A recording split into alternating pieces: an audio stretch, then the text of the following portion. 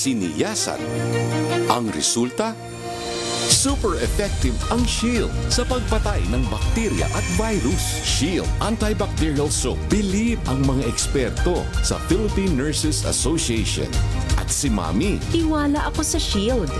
Shield Antibacterial Soap. Napatunayang mabisa. Ang mga nurse, tiwala. ACS. Tanggaling-galing mo. Smart dishwashing paste ko. Pritong ulam na masebo. Plato ng kaldero. Tanggaling for everyday. Ganyan pag smart ang dishwashing paste. May double tanggaling formula. Tanggal ang sebo, tanggal ang bakterya. Pahit para walang bahid. Linis fantastic sa metal at plastic na barakuta. Tanggaling-galing mo. Smart dishwashing paste. ACS. May nagbago. May arte. May budget. Akala nyo lang yon. So solid. White rose papaya. Wow. White rose. White rose papaya. Wow. White rose. White rose papaya. May glow up with white rose papaya. White rose papaya. May puti power times 2 kasi may papaya at niacinamide. May shea butter and tea tree oil pa. Kutis sulit ang glow up. Glow up with white rose papaya. White rose papaya. Kutis sulit ang glow up. ACS. Sa lahat ng bagay, simula pa lang, siguraduhing max protection na. Kasi pag kulang ang proteksyon, baka madaling masira.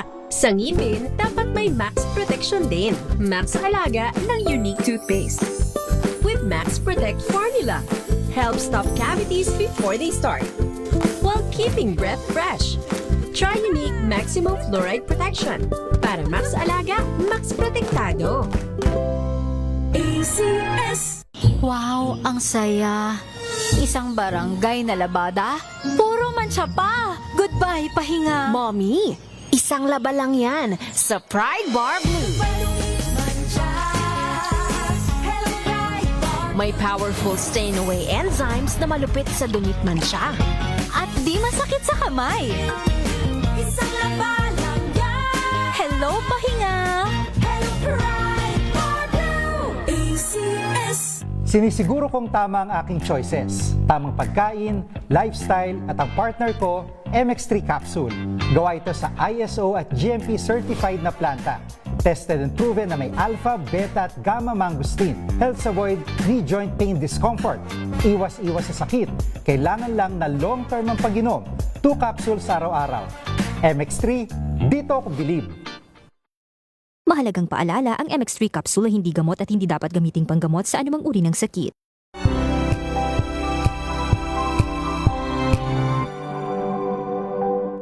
Hello, Washi! Laundry day na naman! Yay! Anong meron? Mancha ng chocolate, Oh. putik, may libag pa. Kaya natin yan! With Pride Washing Machine Detergent, may triple stain-away formula. Tanggal ang makapit, madikit, at malupit na dumit mancha. Kaya easy-easy ang labada. Mula noon hanggang ngayon. All you need is pride. All you need is pride. ACS. Agrikultura ang isa sa mga pundasyon ng ekonomiya ng Pilipinas. Kaya naman, lalong pinaiting ng Department of Agriculture ang agricultural research na magtataas ng produksyon at climate resilience sa halagang abot kaya ng agripreneurs. Alamin ang Research Center sa Cagayan Valley na kasangga ng mga magsasaka sa pagpapaunlad ng kanilang kabuhayan at sa paghatid ng masustansya at sapat na pagkain sa bawat pamilyang Pilipino. Dito lang yan sa Masagana, Pinas sa DZRH ngayong Sabado, June 6, alas 10:30 hanggang alas 11:30 ng umaga. Tayo na sa Masaganang Pinas. Curious ka ba sa maraming bagay? Kami na ang bahala dyan. Aalamin, tutuklasin at bibigyang linaw namin ang mga katanungang bumabagabag sa inyong isipan. Sa programa kung saan ang bawat sagot ay galing lamang sa mga eksperto. Ang Expert's Opinion, tuwing linggo alas 3 ng hapon, dito lang sa DZRH TV.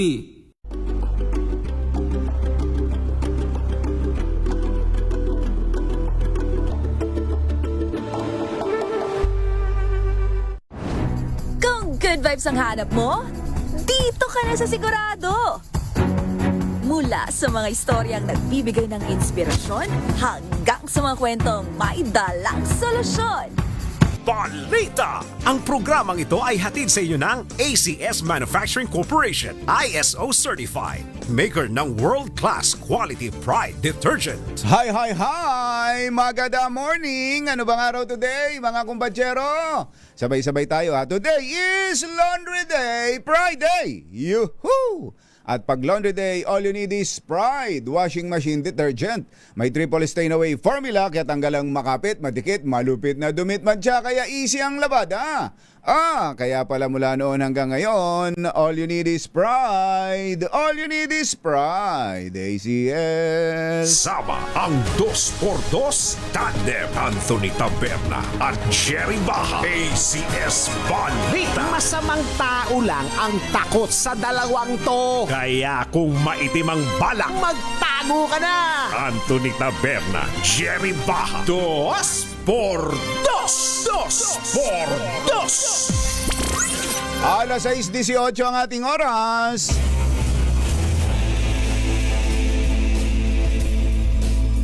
Anong mga mangyayari pa sa ating sinusubaybayang kapanapanabik na mga tagpo sa Senetflix? Tayo po'y nasa Season 2, Episode 3 ng Senetflix. Kumustahin natin ang Senado. Nasa linya natin ang chairman ng Blue Ribbon Committee ng Gatchalian Block. Ayan. Meron kasing Cayetano Block, merong Gatchalian Block. Si chairman ng Blue Ribbon Committee ng Gatchalian Block, Senator Erwin Tulfo. Senator Erwin, magandang morning! Hi, Boss Jerry. Good morning. Thank you for inviting me sa program mo. Apo. Diretsahin ko kaagad dun sa ano bang mangyayari doon sa ginawang hearing kahapon ng Blue Ribbon under Senator Marcoleta. Anong mangyayari doon sa mga record nun sa minutes of the meeting or the hearing, Senator Erwin? Boss Jerry, ang record lang noon sa mga nag-live kahapon sa TV, pero doon sa records po ng Senado wala dahil wala pong presence ng any member of the Blue Ribbon. Wala po doon to record it. Wala din nga po yung crib, yung nag-record po yung parang media recording namin. Wala rin po. Yan po talaga ay forum at hindi po maitatawag na hearing kasi nga po talakayan lang po, sila lang po yun, press briefing, forum, you might want to call it, pero definitely hindi po hearing yun. So walang record yun, walang pumasok sa anumang record ng Senado yung hearing kahapon? Wala sa record ng Senado?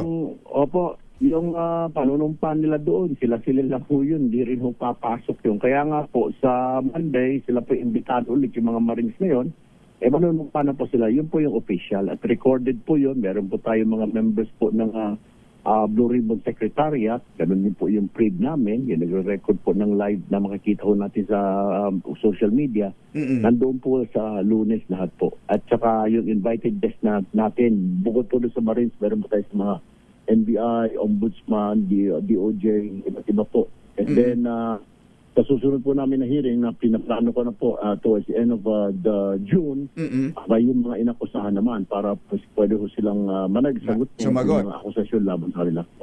Okay. So, meron bang attempt from your group, from the new majority, na harangin itong hearing kahapon ng Cayetano Block?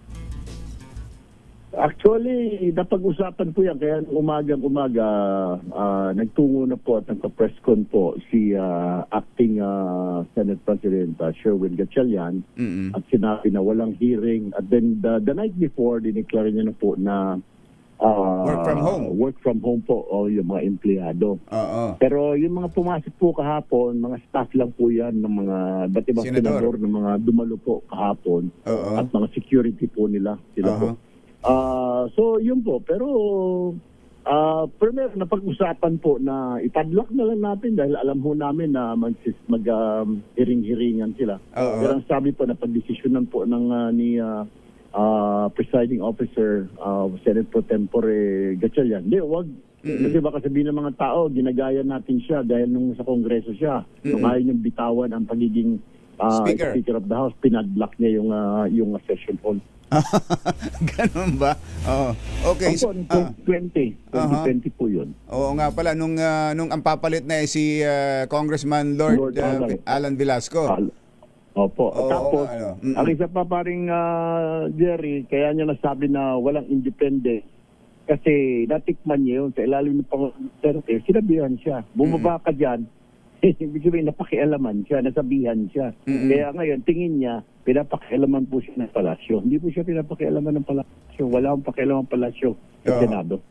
Okay. Ulitin ko lang yun sa record kasi may mga nakita naman kami mga staff doon na 'di ba karaniwan yan, may stenographer yan o may nagre-record yan para may gumagawa ng transcript. So yung buong hearing na yon ay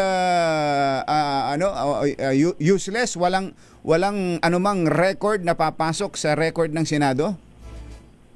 Wala po kasi nga po wala yung mga member ng Blue Ribbon Secretariat, yung mga stenographer, recorder, wala po eh. Yung magvi-video, wala ho eh. So, paano valid yun? At saka yun yung instruction ko dahil ako po yung chairman. So, ako po yung sinusunod ng Blue Ribbon Secretariat. Bagamat, nagbanta pa si Senator Cayetano, kakasuhan niya. Ang tanong ko ngayon, ano yung kakaso na? Ako po yung Blue Ribbon. Siya po ay ordinary senador na lamang. Or we can say na automatic po kasi pag natanggal ka Senate President, ikaw magiging minority leader. So, yun. Pero anong kasuhan niya? Dahil hindi naman yung mga tao sumunod lamang sa instruction ko. Ako po yung duly elected as a committee chair of the Blue Ribbon. Meron bang order to physically bar them from entering the Senate or entering the plenary hall? Ang plenary hall po, pinagbabawalan sila. Pero yung the Senate premises, hindi po dahil opisina po nila doon. May opisina nila yun. Thursday, opo. Pero nakapasok pa rin sa plenary hall at doon nga nakapag-hearing. Kaya nga po nagtataka nga po ako na bakit po nagkaganon. Gusto ko po malaman, siguro bago po kami mag-hearing sa Lunes ng Blue Ribbon, ipapatawag ko po yung Senate Sergeant at Arms po namin, yung mga members po ng USAA kasi parang papatay-patay po, sinabihan na po sila na bawal, mukhang nakalusot po sa kanila. Kaya nga po gusto ko pong malaban sa kanila. Ano ba nangyari? Strike 2 na kayo. Nung una, sabi niyo, putukan, barilan. Wala naman palang exchange of gunfire. Kayo lang nagpaputok. Ngayon naman, nalusutan kayo. Sinabi na ng acting Senate President na walang hearing. Sana prevent nyo yan. Sana pinatay nyo na ng ilaw, yung kuryente. Dahil wala, kasayang wala naman talagang utos.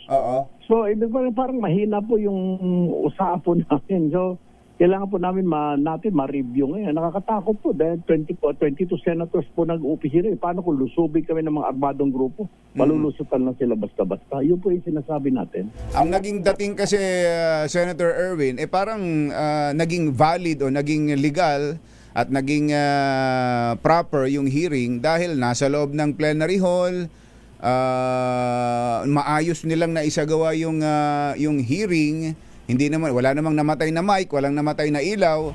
So parang talagang pinahintulutan silang gawin yon.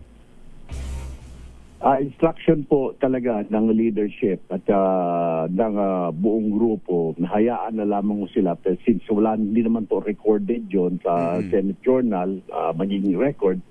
Hinayaan lang ho namin. Pati kami nakipanood na rin at nakakatuwa po na kasi parang at least mali-mali pa kayo script. Hindi pa po nila na-memorize. Sige, natatawa kami. Tapos nagtatawanan po kami. Sabi na, bakit di ba nung una si Senator Legarda at Mark Villar kasama natin? Sabi namin Tito Soto. Ba't ngayon wala na? Sabi ni Tito Sen, mukhang may sakit na rin yata nakalimot si Cayetano o talagang sinudya niya na huwag basahin. So nakakatuwa ho At saka yung inconsistency. Kontuwa ka na, biro pa ako. Ilang babae ba? Magaganda ba yung mga babae? Sabi ko, ewan ko. Sabi ko sa imahinasyon siguro. Pero doon, yun nga isusunod ko nga yung parte na yan na sa mga nakaraan, hindi ka nababanggit Senator Erwin Pero kahapon, nabanggit ka na, tsaka si Senator Soto, at iba pa. At may tinukoy na halaga sa iyo, parang 70 million yata yung binanggit na dineliver daw sa iyo sa Green Hills, sa bahay mo sa Green Hills.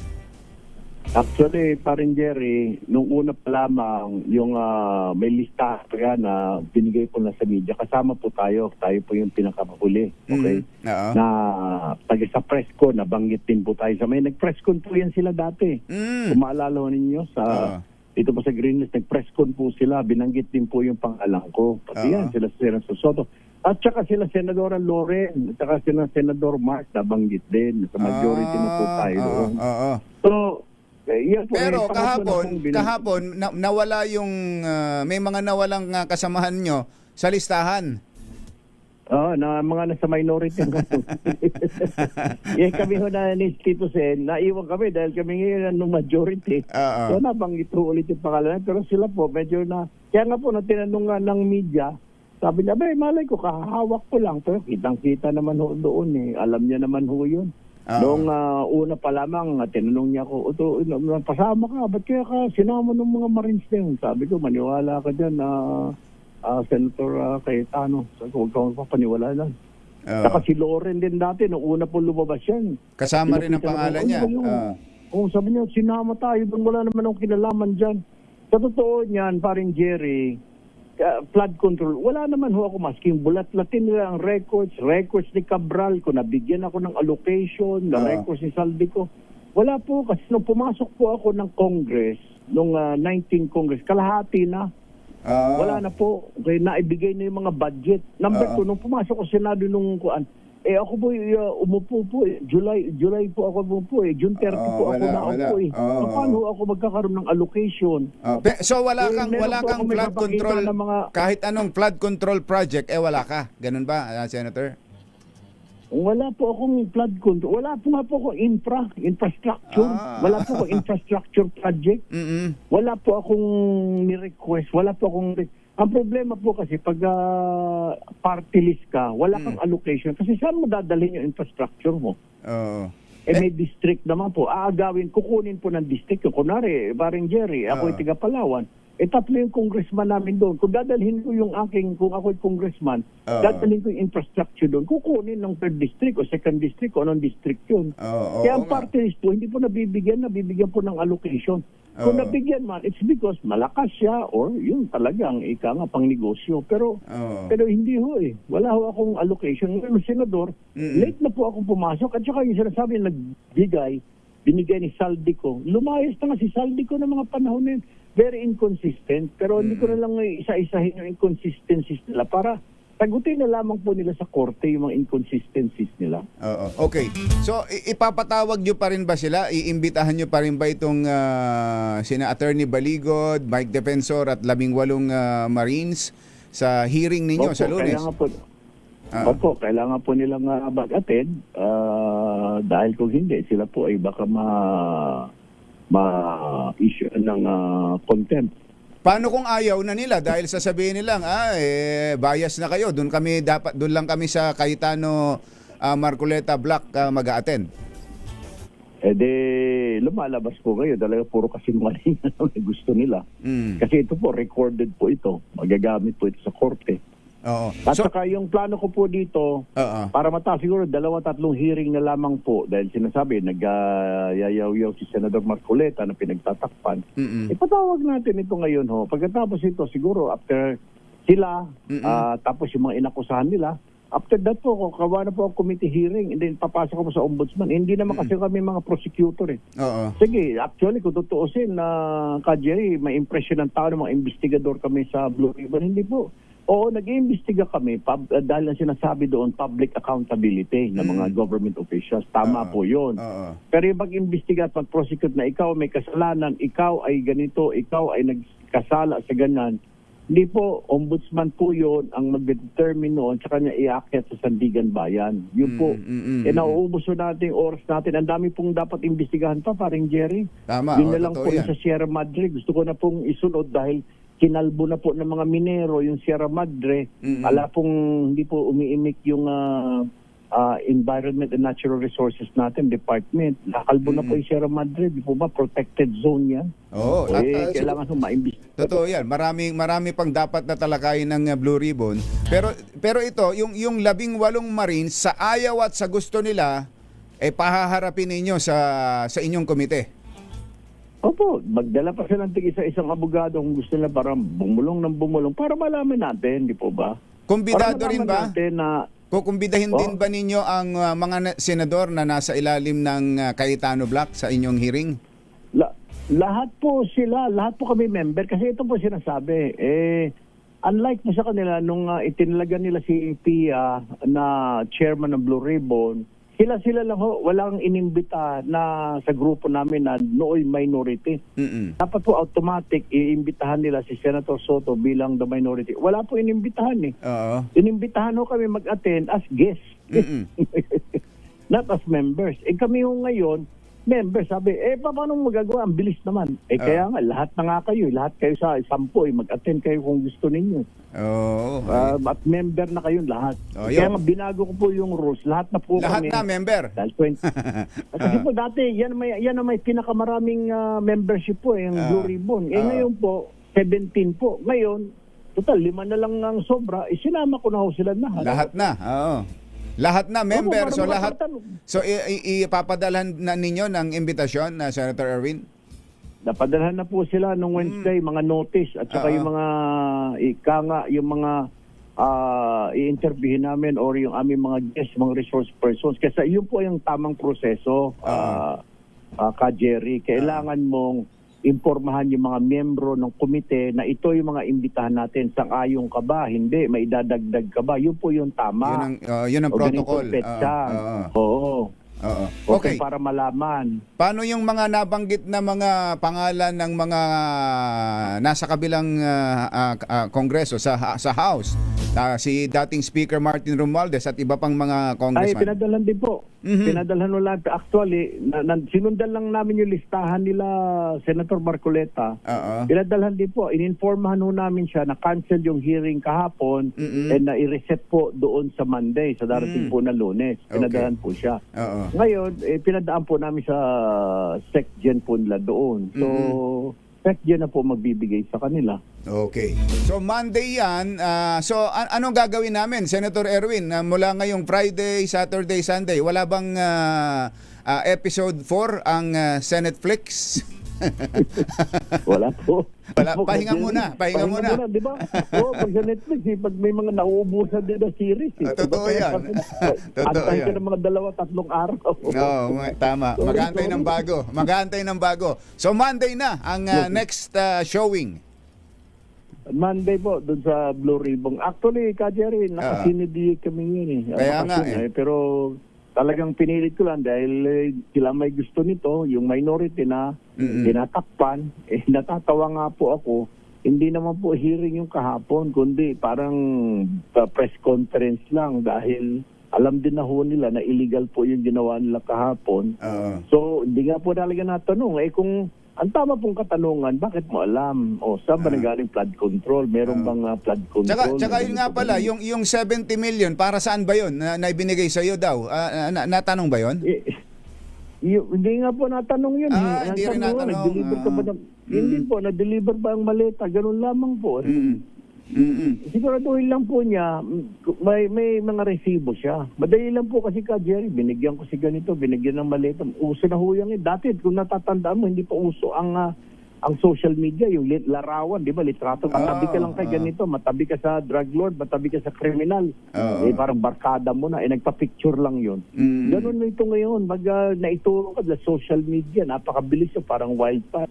Naku, binigyan ko si ganito. Naku, kasama ko yan, babae, binigyan ko ng pera, madali na lang ho, Ka Jerry. Kaya kailangan siguro tayo reinforce natin ang mga batas natin, dahil walang kinakatakutan ng mga ito. Talagang kailangan po yung cyber libel pa natin.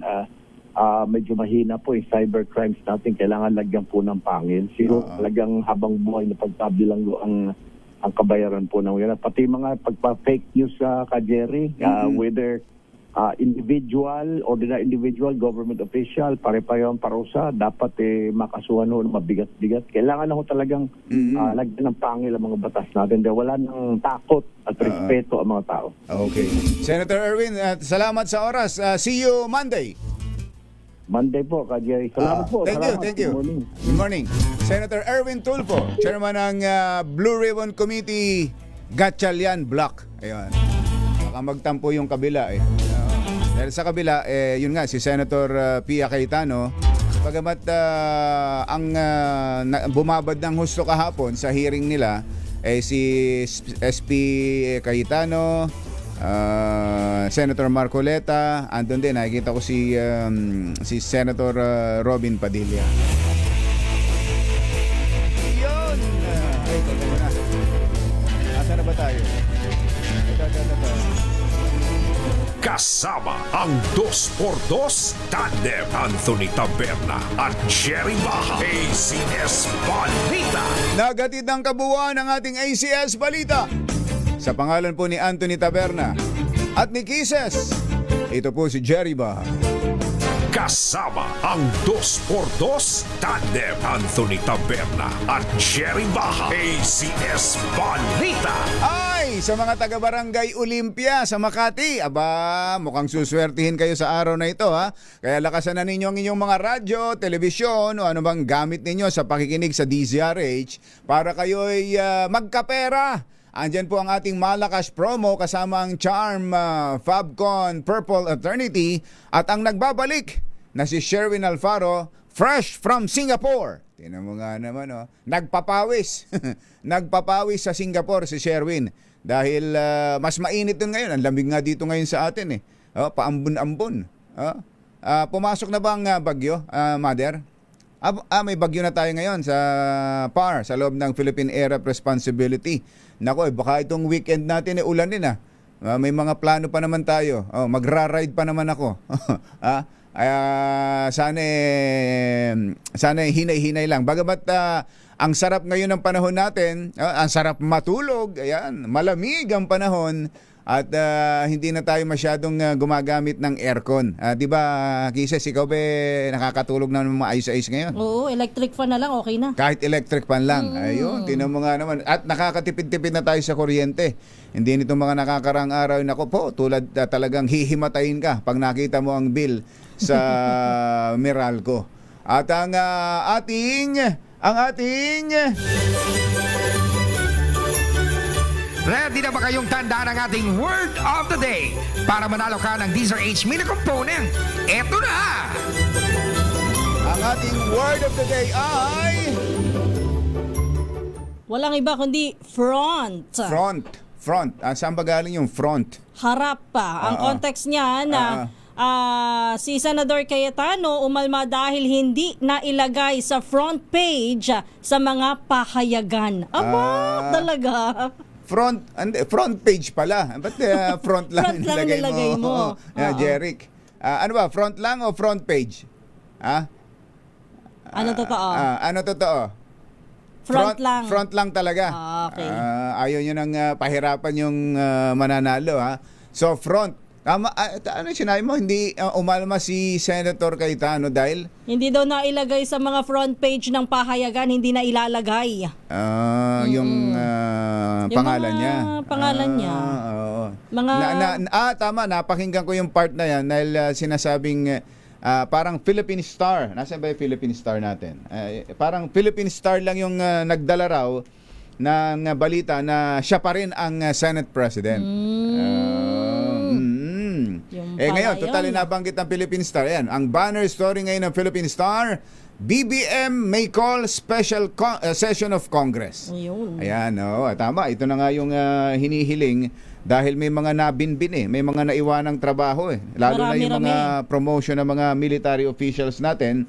Ang Manila Times banner story, rival Senate bloc blocks pursue own probes. Ayan, yung magkakaribal na block nga, may kanilang investigasyon tulad ng ginawa kahapon ng Cayetano Block at sa Lunes naman ay ang Gatchalian Block. Ayan. Ang Philippine Daily Inquirer, ang banner story. Meron na. Cayetano, block defies new majority hold hearing. Ayan. Oh, medyo nakabawi-bawi ang inquirer, ha? Medyo tataas mo ng konti, di ko mabasa. Di ba? Ganun ba? Teka, baka magtampo naman ng mga taga Manila Bulletin. Si ating Abel De Leon, tsaka si Rocky Nazareno, tsaka si Mon Samson. Anong ba na story? Senate splits into 2. Ayan. Pero nakalagay doon, Senate splits into 2, pero ano yung kasunod na nakasulat? Cayetano asserts he is the legitimate Senate President. Oh, ayan. Tingnan mo na, SP Cayetano, ha? Huwag ka na magtatampo. Medyo, andyan na, binanggit na ng Manila Bulletin at binanggit namin dito sa DCRH. Ayan, oras natin! 6:42. Balitang maaasahan. ACS Balita. Ang programang ito ay hatid sa inyo ng ACS Manufacturing Corporation, ISO certified, maker ng world-class quality Pride detergent. This time check